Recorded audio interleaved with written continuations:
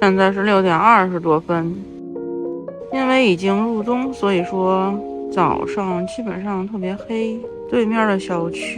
应该还没有开始验核酸，他们是居民小区，应该会晚一些，而我们可能会更早。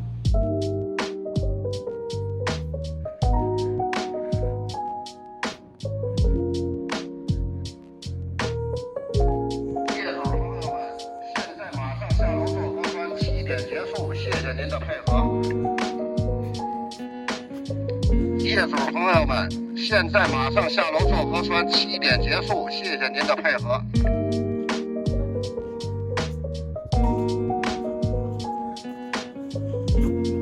哎，没有人呢。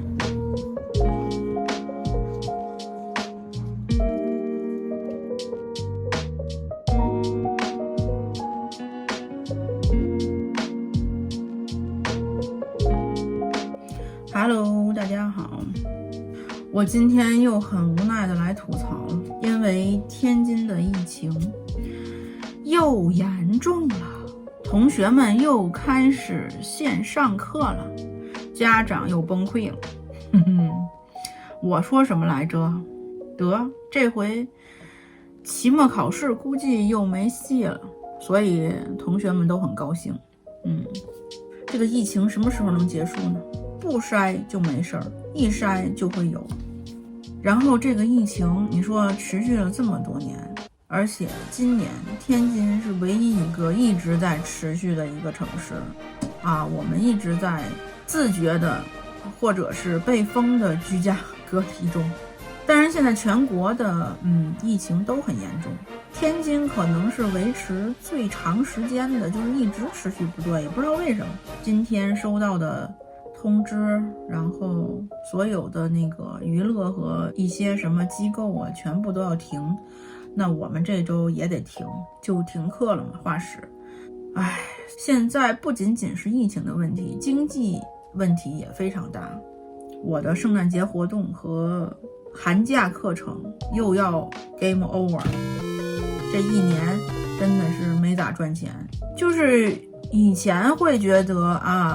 躺平，然后就过去了，对吧？就像以前非典或者什么一样，然后没过去，就变成了适应了线上的教学。那我们线上也没有什么希望，就是除了国际班的学生之外，中国这边的家长不是特别支持线上，因为他已经上了很多语文、数学、外语。但是我就很不能理解的是，为什么每一次疫情都是查不出来来源，不知道第一个被传染的是谁，或者是说这么多年全世界这么多科学家，对吧？然后这么多生物学家、医学家，这么多诺贝尔奖的人，怎么就没有人能查出一丢丢的问题？就算不能一下子杀死这个病毒，但是我们也可以想出解决的办法。比如说你可以查出这个病毒是在哪里滋生的会比较多，我们就给它禁止。就是你稍微发现一点点进展，对于我们来讲可能也是一种很大的安慰。那现在打疫苗也没有用啊。我有学生家长打疫苗在国外打了5针，就是从国外到中国回国，然后再从中国打完之后再去国外打了5次，然后全家还是被传染上了。那证明它没有用，它只是一个抵抗力，而且这个病毒很隐形，你不检测你根本就发现不了，或者那些人他自带病毒他没有任何反应去传播，这也是很危险的。就是我比较赞同去检测，或者是去注重这个问题，因为它肯定是有后遗症的，只不过现在我们没有等到20年以后。这是第一。第二是我觉得中国就是算是一个非常负责任的国家，因为你看其他国家不戴口罩或怎么样，那它是资本主义国家，他们会有阶级层次的，对吧？你有钱人住的地方跟没钱人或者是贫民窟或怎么样，它都是有分开的。那中国它的密集度比较高，比如说学校，对吧？它可能40个人、30个人以上一班，那你达不到国外那种15个人一班，或者是比较大的一些环境啊。所以验核酸这个事儿是对的，戴口罩也是对的。我自从疫情到现在，我从来都没有感冒过，这是一件非常好的事情。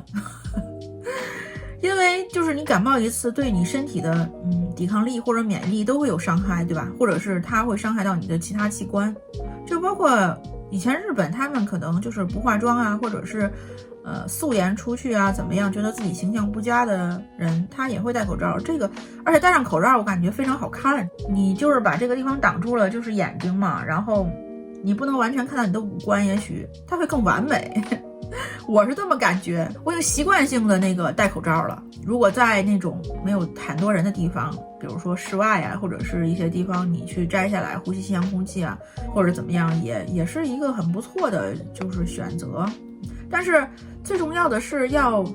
慢慢的去解决它。我们可不可以在慢慢去解决疫情的情况下，然后也可以使这个生活或者是经济不是有很大影响的这种生活方式，会可能是现在目前解决更好的这个方法。生活就是工作，对于人来讲是一种动力，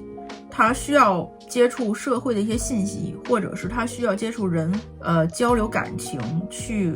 互相互换一些信息啊，一些交流啊，它是需要这样子的，哪怕是在线上，对吧？但是现在就会慢慢的，就是大家可能都更多在于无奈的沉默中，要不然就是有一些负面的一些情绪发生。那如果你真的不戴口罩，对吧？你传染上，包括你的家人，如果有问题上 ECMO 机器，那自费的 ECMO 40万、60万的，你会去付吗？如果你的家人去世，那可能对你造成的心理伤害也是无比沉重的，也是很大的，对吧？所以说，大家都不希望去得这个病，或者包括以后的后遗症啊，或者怎么样，那就需要一个自觉性。比如说自觉的去验核酸，自觉的去戴口罩，或者自觉的去远离这些聚集的地方。你更多的是一些自觉的人，他才能更小的程度的去不感染上这个病毒吧，就是使它的传播率变小，它的这个变异的速度它可能就会变慢吧，我是这么理解的。我现在已经不奢求去国外，或者是比如说去旅游啊，或者是怎么样了。首先就是没钱，没钱哪儿都去不了。其次呢，就是安全性也是很重要。那我也不希望我传染上，或者是我把我的家人传染上。回想起以前我的日本护照，5年的护照就去了1次就废掉了，然后每年以前都可以出去一趟，去玩1个星期15天，也是很快乐的事情。真的现在都不敢想象会什么时候能实现这个愿望。包括今年双11，我本来想买一款微单，型号我就先不说了，之后也许买了会开箱，或者是一个 surprise 给大家。但是真的我觉得京东很没有诚意，你知道吧？它就打折之后就给你减了14块钱还是11块钱的，好几千的东西你就给我减14块钱。可能它更大的就是卖点是12个月或者是24个月分期付款是免息的，但是我可能不太需要这个问题，所以我没有买。再比如说双11或这期间买完之后，你1个月30天的时候，如果它这个地方降了你买的东西，你可以申请把那个差价退回去。那它为了保价，它就会推出一个高一点，或者是说没有货，对吧？然后等到保价期过了之后，那么会迎接双12。这种商家的做法我觉得是有一点恶心啊，跟 Vlog 有关的全都在变相收费，或者是全都是在涨价。他看到了一些商机，现在你可以去网上搜一搜，基本上关于 Vlog 所有的东西基本上都是很火热。那我本来是想买 iPhone 14 Pro Max， 我是想去店里拿现机，一直都在等嘛，然后从这个开始卖，就是在网上约也好，或者给你寄也好，也许是它可能也许是没有货。我个人觉得你可以把它有一定的期限，但不是一个很长的时间，因为对于想去换苹果手机或者是一直在用苹果手机老粉来讲，他并不是说特别的喜欢去在第一时间拿到这个机器，或者是说更多的去炫耀啊，那些都是一些网红干的事儿，对吧？或者年轻人干事儿，你真正我觉得用苹果，你能用到就是里面的东西，比如说它的 App 里面，包括国外的一些软件或者是一些东西，真正能用到的人，他并不是说我必须要第一时间你一出新的我就要换，但是他可以等，这个等也是一个期望值的一个高度，它就会往下滑。所以我一直很想买这个县级，就去店里面买，这样比较有仪式感。然后我感觉我从他的那个地方拿来之后，然后拆开，包括开发票，包括有一些问题我会去问他，我感觉这种购物方式是一个非常踏实，一个非常稳重的这么一个方式。我不知道他为什么会这样干，我个人的理解是，第一就是饥饿营销，第二就是他为了数据，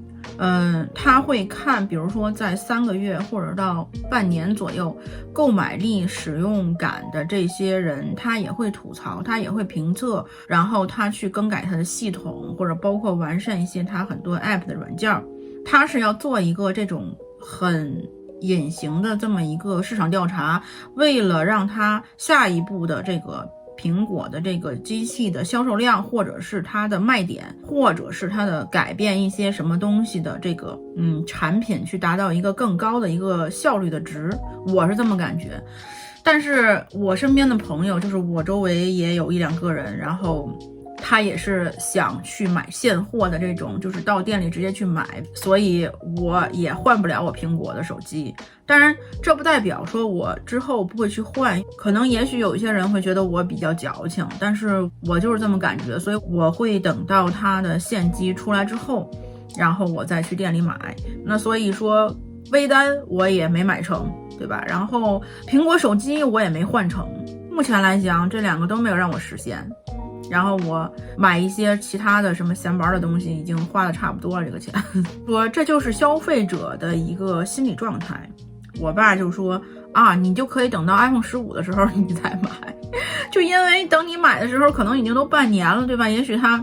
再隔个什么几个月可能又出来一个新的，或者是有一个新的发布会，然后你又可以等待呀。这种营销方式真的不是很好啊，这是我个人的观点。上面说到了各种问题，没有好的这种解决的方法啊，真的是为了填补我心情的郁闷，我就吃一下糕点。这个呢是我爸妈给我从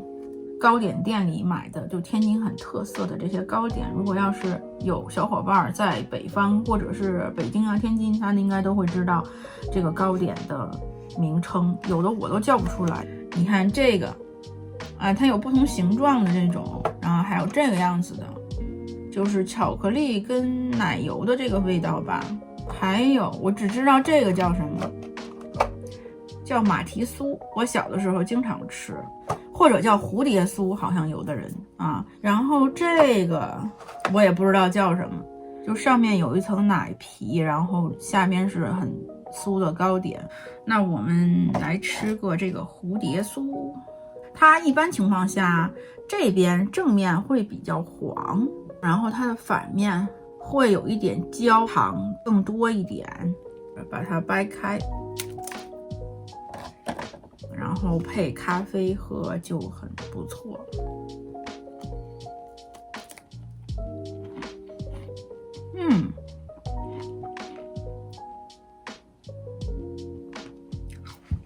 所以说甜点使我的心情愉悦，自我安慰一下，虽然它对吧，多巴胺使人快乐嘛。和国外的甜点不同，国外可能偏向于更多的奶油，这个也是用黄油做的。但是中国的糕点会别有一番风味。居家隔离也很幸福，除了没钱，其实挺幸福的。你也不用去外面风吹雨打，对吧？其实这种生活方式不是很糟糕，但是就是没钱就是越活越穷，你知道吧？反正我是这么感觉，因为我没有固定的工作，没有一个退休工资，我还没有到这个资格。我觉得很多倒霉的事儿都赶在80后的这一代人的这个身上，就比如说非典呢，然后疫情啊，汶川地震呢，但是呢，人嘛都是要往好的地方想，然后要更正能量、开朗一些，对吧？我以前觉得我们这代人挺可怜的，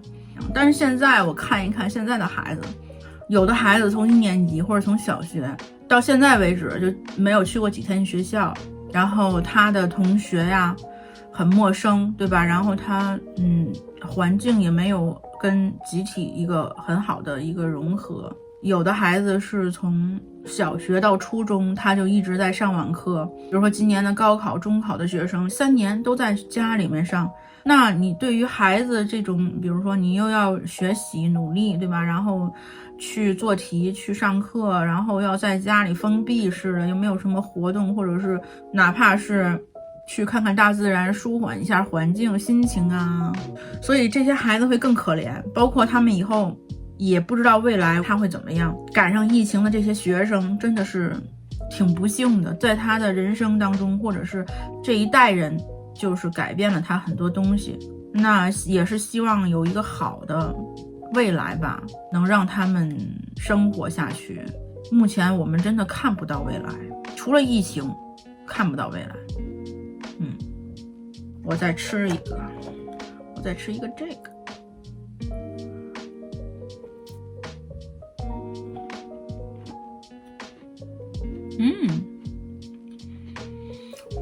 这个也很好吃。我本来我都不想再去拍视频去吐槽关于疫情的事情，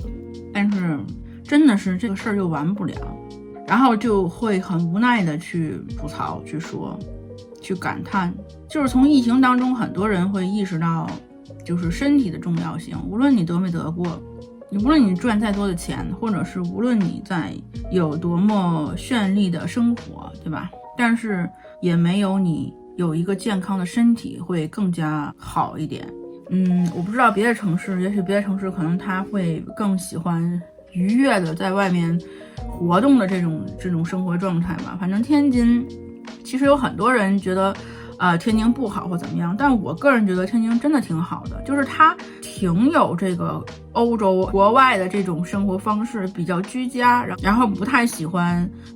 去外面奔波呀，或者是去拼搏。这一点好也不好，对吧？就是可能就是对于外人来讲觉得上进心不够。但是话说回来，你看现在很多上海呀，包括北京啊，因为疫情的原因，他走的这些外地的这些人，他大部分都是从家里出来闯荡的人，你说对吧？真正的北京、上海人，他不会因为疫情，然后他就离开他的城市，而离开的那些人呢，都是末尾淘汰制。这不得不说这个问题。你在你的家乡，你永远都可以扎住根，都可以生活下去，有你的亲人跟你的朋友在。但是你一出了你的这个家乡，也许你再努力拼搏，你失去了身体的健康，失去了家人的这个亲人的陪伴，你也不见得能挣多少钱。